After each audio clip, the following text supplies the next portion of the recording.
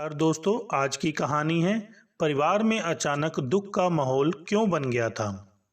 जिस घर का कोना कोना चमकता था, जिसकी सुंदरता देखते ही बनती थी, जहां मालिक के कह कहों के साथ दीवारें मुस्कुराती थी, उस घर की सिसकती दीवारें क्यों अपने के पुनर्मिलन के इंतजार में अकेली, वीरान और उदास हो गई। सामने वाले घर में खूब चहल पहल है। आलोक जी के पोते राघव का पहला बर्थडे है। पूरा परिवार तैयार होकर इधर से उधर घूम रहा है। घर के बच्चों का उत्साह तो देखते ही बनता है। आलोक जी ने घर को ऐसे सजाया है जैसे किसी का विवाह हो। वैसे तो उनके घर में हमेशा ही रौनक रहती है। भरे पूरे घर में आलोक जी, उनकी पत्नी, दो बेटे और एक बेटी सब साथ रहते हैं। कितना अच्छा है सामने वाला घर, कितना बसा हुआ, जीवन से भरपूर। और एक मैं लखनऊ के गोमती नगर के सबसे चहल पहल वाले इलाके में कोने में अकेला, वीरान, उजड़ा हुआ खड़ा हूँ। मेरे कोने कोने में सन्नाटा छाया है। सन्नाटा भी ऐसा कि सालों से खत्म होने का नाम नहीं ले रहा। अब ऐसे अकेले जीना शायद मेरी नीति है।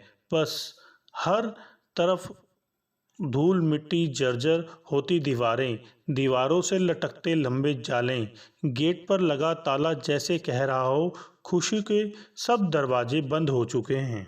हर आहट पर किसी के आने का इंतजार रहता है मुझे। तरस गया हूँ अपनों के चेहरे देखने के लिए, पर यादें हैं कि पीछा ही नहीं छोड़ती। मैं हमेशा से ऐसा नहीं था। मैं भी जीवन में भरपूर था। मेरा भी कोना कोना चमकता था। मेरी सुंदरता भी देखते ही बनती थी। मालिक के कह कहों के साथ मेरी दीवारें भी मुस्कुराती थी। सजी सवरी मालकिन इधर से उधर पायल की आवाज़ करती घूमती थी। मालिक के बेटे बसंत और शिशिर इसी आंगन में तो पले बड़े हैं। उनसे छोटी कुहू और पीहू ने इसी आंगन में तो गुड्डे गुड़ियों के खेल रचाए हैं। यह अमरूद का पेड़ मालिक ने ही तो लगाया था। इसी के नीचे तो चारों बच्चों ने अपना बचपन बिताया है। हाय, एक एक घटना ऐसे याद आती है जैसे कल ही की बात हो। मालिक अंग्रेजी के अध्यापक थे, बहुत ज्ञानी, धैर्यवान और बहुत ही हंसमुख। मालिक को पढ़ने लिखने का बहुत शौक था। कॉलेज से आते, खाना खाकर थोड़ा आराम करते, फिर अपने स्टडी रूम में कॉलेज के बच्चों को मुफ्त ट्यूशन पढ़ाते। कभी तो उन्हें खाना भी खिला दिया करते थे। आज भी याद है मुझे उन बच्चों की आंखों में मालिक के प्रति सम्मान के भाव। जब भी मालिक को फुर्सत होती, साफ सफाई में लग जाते, किसी और पर हुक्म चलाते। मैंने कभी नहीं देखा उन्हें। मालिक 50 के ही तो हुए थे तब, जब ऐसा सोए कि उठे ही नहीं। मेरा तो कोना कोना उनकी असामयिक मृत्यु पर दहाड़े मार मार कर रोया। मालकिन के आंसू देखे नहीं जा रहे थे। शिशिर ही तो अपने पैरों पर खड़ा हो पाया था। बस वह तो मालकिन ने हिम्मत की और बच्चों को चुप करवाते करवाते खुद को भी संभाल लिया। याद है मुझे मालिक के जो रिश्तेदार शोक प्रकट करने आए थे, सब धीरे धीरे यह कहकर चले गए थे कि कोई ज़रूरत हो तो बताना। उसके बाद तो सालों मैंने किसी की शक्ल नहीं देखी। मालकिन भी इतिहास की टीचर थी। मालिक के सहयोग से ही वे अपने पैरों पर खड़ी हो सकी। मालिक हमेशा यही तो कहते थे कि हर औरत को पढ़ना लिखना चाहिए। तभी तो मालकिन मालिक के जाने के बाद सब संभाल सकी। चारों बच्चों के विवाह की जिम्मेदारी मालकिन ने मालिक को याद करते हुए बड़ी कुशलता से निभाई। सब अपने अपने जीवन में व्यस्त होते जा रहे थे। बस मैं मूकदर्शक घर की बदलती हवा में सांस ले रहा था। घर में बदलाव की जो हवा चली थी, उसमें मुझे अपने भविष्य के प्रति कुछ चिंता सी होने लगी थी। शिशिर की पोस्टिंग दिल्ली हो गई। वह अपनी पत्नी रेखा और बेटे विपुल के साथ वहां चला गया।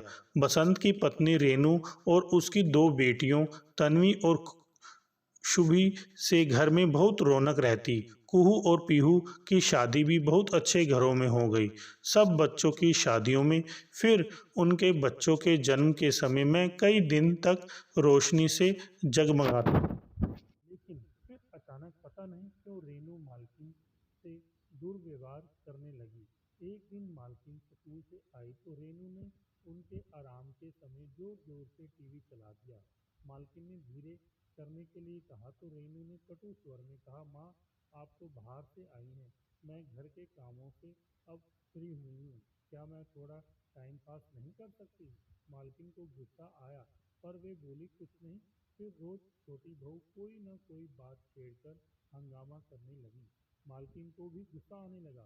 बसंत से दबे शब्दों में कहा तो उसने तो हद ही कर दी। उन्हें ही कहने लगा, माँ, आपको समझना चाहिए, रेनू भी क्या करे, घर के सारे काम, आपका खाना पीना, कपड़े सब वह ही तो करती है। मालकिन की आंखों की नमी मुझे आज भी याद है। उन्होंने इतना ही कहा था, उससे कह दे कल से मेरा खाना ना बनाए, मैं बना लूंगी। आज सोचता हूँ तो लगता है मालकिन शायद बहुत दूरदर्शी थी। क्या उन्हें अंदाजा था कभी यह दिन आएगा? मुझे उन्होंने इस तरह से ही बनाया था कि मेरे दो दो कमरों के साथ एक एक किचन था। बसंत और रेनू शायद यही चाहते थे। 2 दिन के अंदर रेनू ने अपना किचन अलग कर लिया। मैं रो पड़ा लेकिन मेरे आंसू तो कोई देख नहीं सकता था। बस ऐसा लगा मालकिन ने मेरी दीवारों को अपने हाथ में सहलाया हो। हद तो तब हो गई जब बसंत ने शराब पीनी शुरू कर दी। अब वह रोज पीकर मालकिन से झगड़ा करने लगा। मालकिन का गुस्सा भी दिन पर दिन बढ़ता जा रहा था। उन्हें लगता कि जब आत्मनिर्भर है तो क्यों किसी की बात सुनी। उनका स्वभाव भी दिन पर दिन उग्र होता जा रहा था। कुहू पीहू आती तो घर के बदले रंग ढंग देखकर दुखी होती। मालकिन ने एक दिन शिशिर को बुलाकर सब बताया।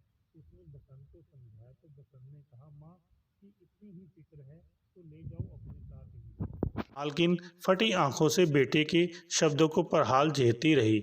बसंत गुर्राया, इन्हें कहो अपनी तनख्वाह हमें दे दिया करे, हम फिर रखेंगे इनका ध्यान। शिशिर चिल्लाया, इतनी हिम्मत, दिमाग खराब हो गया है तुम्हारा?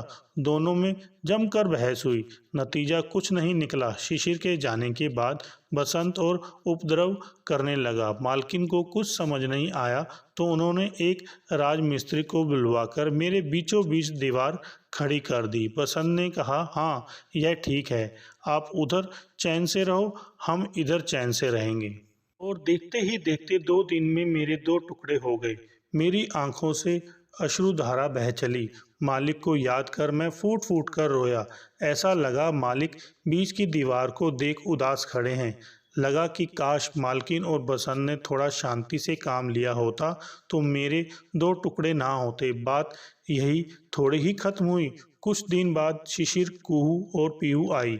मालकिन सबको देखकर खुश हुई। शिशिर ने मालकिन, बसंत, कुहू, पीहू को एक साथ बिठाकर कहा, यह तो कोई बात नहीं हुई। इस मकान में के 2 हिस्से आप लोगों ने अपने मन से कर लिए, मेरा हिस्सा कौन सा है? मालकिन चौंकी थी।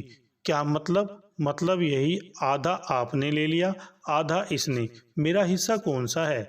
हिस्से थोड़े ही हुए हैं बेटा, मैंने तो रोज रोज की चिक चिक से तंग आकर दीवार खड़ी करवा दी। मैं अपना कमाती खाती हूँ, नहीं, जरूरत नहीं मुझे किसी की। बसंत गुर्राया, बस अब यही मेरा हिस्सा है, मेरा घर वहीं सेट हो गया है। शिशिर ने कहा, नहीं, यह नहीं हो सकता। कुहू बोली, माँ, हमें भैया ने इसलिए यहाँ आने के लिए कहा था, साफ साफ बात हो जाए, आजकल लड़कियों का भी हिस्सा है संपत्ति में। बसंत, भैया आधा नहीं मिल सकता आपको, घर में हमारा भी हिस्सा है। मालकिन सबके मुंह देख रही थी। बसंत ने कहा, दिखा दिया सबने लालच, आ गए ना सब अपनी औकात पर। खूब बहस हुई। मालकिन ने कहा, ये झगड़े बंद करो, आराम से भी बात हो सकती है। बसंत पैर पटकते हुए अपने हिस्से वाली जगह में चला गया। शिशिर बाहर निकल गया। कुहू पीहू ने माँ के गले में बाहें डाल ली। बेटियों का स्नेह पाकर मालकिन की आंखें भर आई थी। पीहू ने कहा, माँ, हमें गलत मत समझना, हम अपने लालची भाइयों को अच्छी तरह समझ गई हैं, हमें कुछ हिस्सा नहीं चाहिए। शिशिर भैया ने कहा था मकान बेच देते हैं। माँ किसी के साथ रहना चाहेगी तो रह लेगी या किराए पर रह लेगी। कुहू ने कहा, माँ, यह घर हमें बहुत प्यारा है, हम इसे नहीं ने देंगी। मैं तो हमेशा की तरह चुपचाप सुन रहा था। घर की बेटियों पर बहुत प्यार आया मुझे। कुहू और पीहू अगले दिन चली गई थी। उनके जाने के बाद शिशिर इस बात पर अड़ गया कि उसे बताया जाए कि उसका हिस्सा कौन सा है। वह अपने हिस्से को बेचकर दिल्ली में ही मकान खरीदना चाहता था। झगड़ा बढ़ता ही जा रहा था। हाथापाई की नौबत आ गई थी। अंततः फैसला यह हुआ कि मुझे बेचकर 3 हिस्से कर दिए जाएंगे। आगे क्या करना है इस विषय पर बहस का शिशिर भी चला गया, लेकिन फिर भी बसंत ने मालकिन को चैन से नहीं रहने दिया। थक कर मालकिन ने भी एक फैसला ले लिया। अपने हिस्से में ताला लगाकर अपना जरूरी सामान लेकर वे किराए के मकान में रहने चली गई। मैं उन्हें आवाज़ देता रह गया। मेरी आहों ने किसी के दिल को नहीं छुआ। वे हवा में ही बिखर कर रह गई। तभी से मेरे दुर्दिन शुरू हो गए। जिस आंगन में मालिक अपनी मनमोहक आवाज़ में कबीर के दोहे गुनगुनाया करते थे, वहाँ अब शराब और ताश की महफिलें जमती। छोटी बहू मना करती तो बसंत उस पर हाथ उठा देते। 2 भाइयों को माँ के किराए पर रहने का अफसोस नहीं हुआ। कुहू और पीहू अपने ससुराल से ही कोशिश कर रही थी कि सब ठीक हो जाए।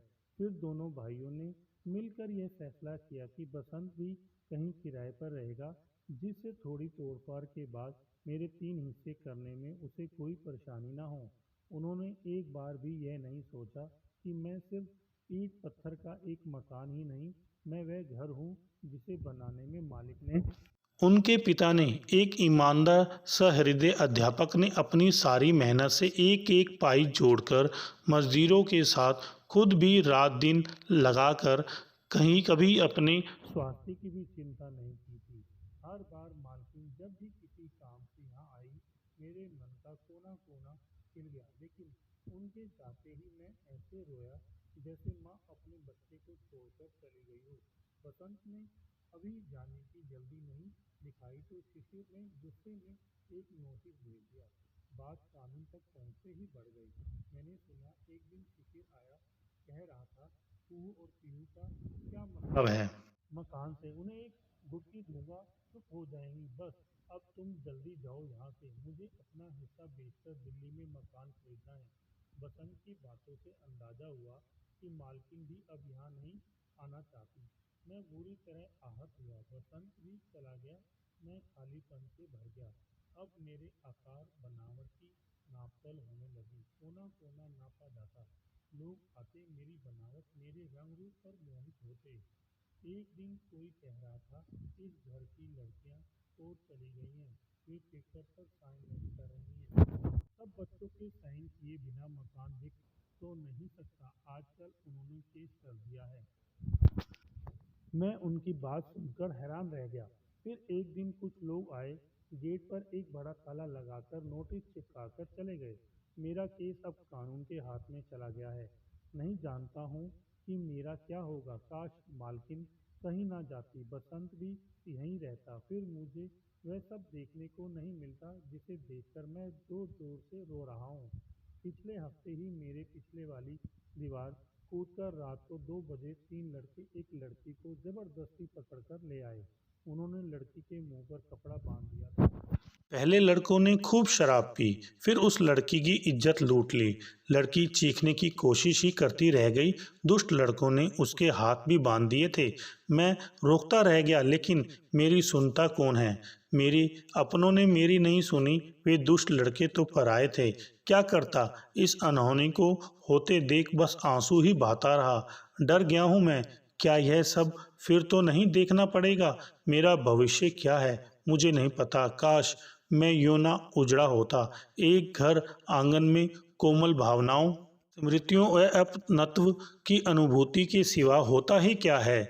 मेरी आंखें झरझर बहती रहती हैं। अरे हैप्पी बर्थडे की आवाज़ें आ रही हैं। सामने वाले राघव ने शायद केक काटा है। आह कितनी रौनक है सामने और यहाँ। नहीं नहीं, मैं सामने वाले घर से इशरे नहीं कर रहा हूँ। मैं तो अपने समय पर अपने अकेलेपन पर रो रहा हूँ और अपनों से पूर्ण मिलन की प्रतीक्षा कर रहा हूँ। सिसकती दीवारें कभी मालिक को याद करती हैं, कभी मालकिन को, कभी बच्चों को। पता नहीं कब तक यूं रहना होगा, अकेले, उदास, वीरान। हेलो दोस्तों, अगर आपको हमारी ये वीडियो अच्छी लगी हो तो लाइक करें, शेयर करें और कमेंट्स करके बताएं कि हमारी ये वीडियो आपको कैसी लगी। साथ में चैनल को सब्सक्राइब करके बेल आइकन जरूर दबाएं।